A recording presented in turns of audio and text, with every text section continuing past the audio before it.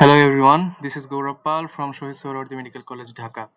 আজকে আমরা ছোট একটা বিষয় নিয়ে আলোচনা করব, সেটা হলো সার্ভাইভাল অফ দ্য ফিটেস্ট বনাম জেনেটিক বটলনেক। আমরা সবাই মোটামুটি সার্ভাইভাল অফ দ্য ফিটেস্ট সম্পর্কে জানি, কিন্তু জেনেটিক বটলনেক সম্পর্কে আমরা বেশিরভাগ মানুষই জানি না। তো এই যে তুলনাটা, সেটা আজকে আমরা একটু দেখব। প্রথমে আমরা সার্ভাইভাল অফ দ্য ফিটেস্টের ব্যাপারে যদি আলোচনা করি, বইপত্রের ভাষায় বলা যায় যে এমন একটি প্রক্রিয়া যেখানে কোনো পরিবেশের সবচেয়ে উপযুক্ত জীবগুলো বেঁচে থাকে এবং প্রজননের মাধ্যমে তাদের বৈশিষ্ট্য পরবর্তী প্রজন্মে ছড়িয়ে দেয়। আরো সহজ ভাষায় যদি বলা যায়, তো ব্যাপারটা এরকম হয় যে যেকোনো বেঁচে থাকার কম্পিটিশনে যেই জীবের সামর্থ্য বা যেই জীবের যোগ্যতা সবচেয়ে বেশি, সেই জীবই বেঁচে থাকবে।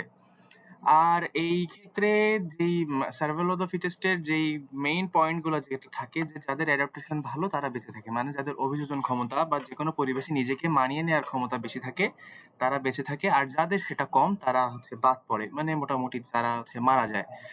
আর এটার একটা বাস্তব উদাহরণ হলো শর্ট নেক জিরাফ। মানে ব্যাপারটা এরকম যে জিরাফ সাধারণত যেসব জায়গায় থাকে সেগুলো হলো মোটামুটি মরুভূমির মতো এলাকা। সেখানে হয় মাটিতে কিছুটা শুকনা ঝোপ হয়, না হয় যে গাছগুলো হয় সেগুলো খুব লম্বা লম্বা হয়। তো জিরাফের যেহেতু গলা সাধারণত লম্বাই হয়, তো অনেক ক্ষেত্রে দেখা যায় যে গাছের নিচের দিকের পাতাগুলো খাওয়ার পরে উপরের দিকের পাতা তারা খাইতে পারে না, ফলে তারা খাদ্যাভাবে মারা যায়। তবে যাদের সাধারণ অবস্থায় লং নেক জিরাফ যাদের বলা হয়, তারা এইসব ব্যাপারে তাদের সামর্থ্যের মাধ্যমে এগিয়ে থাকে, জীবন যুদ্ধে তারা এগিয়ে থাকে। এই ছবিটার ক্ষেত্রেও দেখা যাচ্ছে ছোট মাছটাকে মাঝারি মাছটা খাচ্ছে, মাঝারি মাছটাকে বড় মাছটা খাচ্ছে। এটাই হচ্ছে মূলত সার্ভাইভাল অফ দ্য ফিটেস্ট, যার যোগ্যতা বেশি সেই টিকে থাকবে। আলোচনা করব জেনেটিক বটলনেক নিয়ে। যখন মানে বইয়ের ভাষায় যদি বলা যায় যে জেনেটিক বটলনেক ঘটে যখন কোনো পপুলেশন হঠাৎ করে সংখ্যায় অনেক কমে যায়, হতে পারে সেটা কোনো দুর্যোগের কারণে বা কোনো রোগের কারণে বা শিকার করার কারণে। মানে যে কোনো অবস্থায় কোনো নির্দিষ্ট মানে সার্ভাইভাল অফ দ্য ফিটেস্ট এর ব্যাপারটাও থাকছে না, ন্যাচারাল সিলেকশন থাকছে না, পুরোপুরি ভাগ্যের উপর নির্ভর করে এই জেনেটিক বটলনেক ঘটনাটা ঘটে থাকে। এটার ব্যাপারে আরো ডিটেলসে বলছি যে এখানে এমন হতে পারে যে যদি আমরা একটা ছোট সাধারণ উদাহরণ দিয়ে থাকি, যে যেকোনো যুদ্ধে দেখা গেল যে যেকোনো জেনারেল, ব্রিগেডিয়ার, সাথে সিপাহী, সব ধরনের পদের সব সেনাবাহিনীর লোকজন আছে। তো এখানে ব্যাপারটা এমন হলো যে শত্রুপক্ষ থেকে কোনো একটা হয় মিসাইল পড়লো বা সেরকম হলো, এই অবস্থায় দেখা যাচ্ছে যে দৈবক্রমে সেখানে সিপাহী, জেনারেল, ব্রিগেডিয়ার সবাই একসাথে মারা যাচ্ছে। এখানে কারো নিজের যোগ্যতার উপর তার বেঁচে থাকাটা নির্ভর করছে না। এটাই হলো তার জেনেটিক bottleneck। মানে পুরোটাই তার ভাগ্যের উপর নির্ভর করতেছে। তাহলে এর মেইন ফিচার গুলো যদি আমরা দেখতে যাই, যে এক্ষেত্রে জেনেটিক ডাইভার্সিটিটা অনেক কমে যায়। কিভাবে বলছি, আর র্যান্ডম সিলেকশন হয়, মানে এখানে যোগ্যতার ভিত্তিতে কোনো কিছু হয় না, খুবই র্যান্ডম ভাবে তার হচ্ছে জীবনের ব্যাপারটা নির্ভর করে। আর ফিউচার পপুলেশন উইক হতে পারে। ফার্স্ট আর থার্ড পয়েন্টটা এই ছবির মাধ্যমে বোঝা যাবে। এই ছবিতে প্রথমে দেখা যাচ্ছে যে চারটা জেনারেশনের কথা বলা আছে। তো এখানে প্রথমে দেখা যাচ্ছে যে ফার্স্ট জেনারেশন থেকে স্বাভাবিকভাবেই প্রজনন হয়ে সেকেন্ড জেনারেশন তৈরি হলো, তার থেকে থার্ড জেনারেশন তৈরি হলো। তা এখানে থার্ড জেনারেশনের পরে একটা bottleneck সিলেকশন হলো, মানে তাদের মধ্যে একটা জেনেটিক bottleneck হলো, র্যান্ডম সিলেকশন হলো কিছু। তার মাধ্যমে কি দেখা যাচ্ছে যে এখানে যে চারটা প্রজাতির মানে মানে চারটা প্রজাতির বলছি, চারটা জাতির যে মানুষ ছিল, চারটা ধরনের, গোলাপি, হলুদ, সবুজ আর নীল।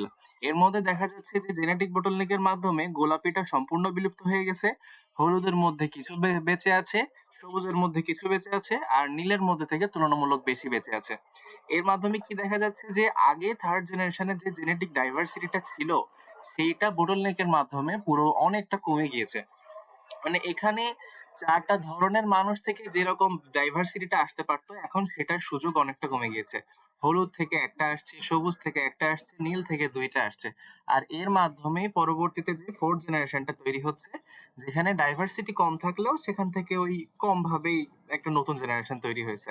আর একটা গোলাপি জেনারেশনটা মোটামুটি রিমুভই হয়ে গেছে, বিলুপ্ত হয়ে গেছে। আর এটার যদি একটা বাস্তব উদাহরণ দেওয়া যায়, তো সেটাকে বলা যায় হচ্ছে চিতা। চিতার ব্যাপারটা কেমন, যে চিতা আমরা সাধারণত জানি প্রায় 90 কিলোমিটার পার আওয়ার গতিতে ছুটতে পারে চিতা। কিন্তু এক্ষেত্রে দেখা যায় যে চিতা সাধারণত যদি বলি গায়ের জোর দিয়ে বা স্ট্যামিনার দিক দিয়ে তারা খুবই দুর্বল হয়। তাদের স্পিড ছাড়া তাদের আর কোনো সেরকম সুবিধা থাকে না। তারা এরকম স্পিডে মানে এরকম ভয়ঙ্কর স্পিডে তারা খুবই স্বল্প সময়ে দৌড়াতে পারে, তারপর হাঁপিয়ে যায়, তারপর তারা আর শিকারই করতে পারে না, এরকম একটা অবস্থা হয়। আর গায়ের জোরে তো তারা সাধারণত কাউকে টেক্কা দিতে পারে না। আর এখানে দেখা যাচ্ছে যে একটা সময় তাদের এই জেনেটিক বটলনেক হয়েছিল, ফলে তাদের এই ফিউচার পপুলেশন উইক হয়ে যায়। তাদের মধ্যে জেনেটিক ডাইভার্সিটি কমে যায়, ফলে তাদের ফিউচার পপুলেশনটা উইক হয়ে যায়। থার্ড পয়েন্টে যেটা বলছে আর কি।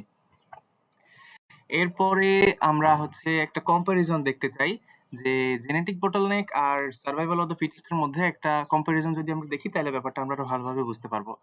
তো সার্ভাইভাল অফ দ্য ফিটেস্ট এর ক্ষেত্রে নেচার যেটা দেখা যাচ্ছে নন র্যান্ডম ইভেন্ট, আর জেনেটিক বটলনেকের ক্ষেত্রে র্যান্ডম ইভেন্ট। ব্যাপারটা কেমন হচ্ছে যে নন র্যান্ডম মানে যেখানে কোনো র্যান্ডম ব্যাপার হচ্ছে না। মানে এখানে ন্যাচারাল সিলেকশন হচ্ছে নিজের যোগ্যতার উপর নির্ভর করে, তা কারো বাঁচা মরা নির্ভর করছে। জেনেটিক বটলনেকের ক্ষেত্রে ব্যাপারটা সম্পূর্ণ র্যান্ডম, কোনো ঠিক ঠিকানা নাই কোন দিক থেকে কি হবে। জাস্ট পুরোপুরি র্যান্ডম ভাবে আকস্মিক দৈবক্রমে, যেটা বলে দৈবক্রমে ব্যাপারটা হচ্ছে।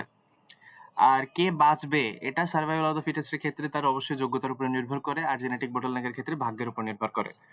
আর কজ যেটা, কজ হলো এনভায়রনমেন্টাল প্রেসার আর ডিজাস্টার বা সাডেন রিডাকশন। এনভায়রনমেন্টাল প্রেসারের ক্ষেত্রে ব্যাপারটা কি রকম দেখা যায় যে আমাদের বইপত্রে যেটা আছে যে আন্তঃপ্রজাতিক সংগ্রাম, অন্তঃপ্রজাতিক সংগ্রাম আর পরিবেশের ক্ষেত্রে সংগ্রাম। তো ওইখানে যে ব্যাপারগুলো থাকে যে নিজেদের প্রজাতির মধ্যে বা পরিবেশের মধ্যে যেই প্রতিযোগিতা থাকে, সেইগুলোর প্রেসার ঠেকিয়ে একটা জীবকে তার সার্ভাইভাল করতে হয়। কিন্তু জেনেটিক বটলনেকের ক্ষেত্রে সেরকম কিছু হয় না, সাডেন রিডাকশন হয়, মানে যেকোনো ডিজাস্টার বা রোগ বা যেকোনো দুর্যোগের মাধ্যমে হঠাৎ করেই তাদের সংখ্যা কমে যেতে পারে, তারা বিলুপ্ত হয়ে যেতে পারে। এরপর জেনেটিক ডাইভার্সিটির ক্ষেত্রে আমরা জেনেটিক বটলনেকের ক্ষেত্রে দেখেছিলাম যে জেনেটিক ডাইভার্সিটিটা কমে যাচ্ছে, কিন্তু সার্ভাইভাল অফ দ্য ফিটেস্ট এর ক্ষেত্রে কি দেখা যাচ্ছে যে তাদের ক্ষেত্রে যেহেতু ভালো প্রজাতির বা ফিট জীবগুলা বেঁচে থাকছে, এজন্য তাদের সেই ভালো ট্রেইট মানে তাদের ভালো বৈশিষ্ট্যটা থেকে যাচ্ছে, আর সেগুলোই পরবর্তী প্রজন্মতে সেগুলোই সঞ্চার হচ্ছে। তবে জেনেটিক বটলনেকের ক্ষেত্রে সেটা অবশ্যই হচ্ছে না, সেটা আমরা দেখলাম একটু আগে। এরপরে আমরা যদি একটু দেখি যে সেলফ সিস্টেম এই ম্যানারে এই ব্যাপারগুলোকে কিভাবে বলা যায়। তো এর ক্ষেত্রে সার্ভাইভাল অফ দ্য ফিটেস্ট এর ক্ষেত্রে আমাদের যে উদাহরণটা আছে এটা হলো অ্যান্টিবায়োটিক রেজিস্ট্যান্স ইন ব্যাকটেরিয়া। মানে এটা হচ্ছে ওই ডাক্তাররা বেশিরভাগ সময় বলে যে অ্যান্টিবায়োটিকের কোর্স ফুলফিল না খাইলে যেটা হয়, মানে অ্যান্টিবায়োটিকের কোর্স ফুলফিল না খাইলে প্রথমে একদম সেল লেভেল থেকে যদি আমরা চিন্তা করি যে কিছু ব্যাকটেরিয়ার মধ্যে মিউটেশন থাকে যেটা তাদের অ্যান্টিবায়োটিক রেজিস্ট করতে সাহায্য করে।